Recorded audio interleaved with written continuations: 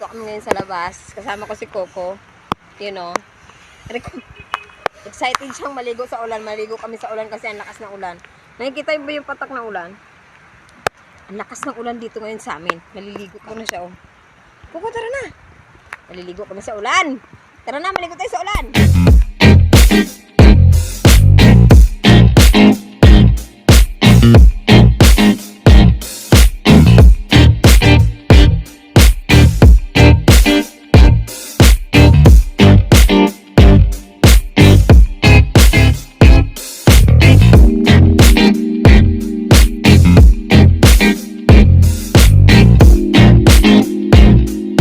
you.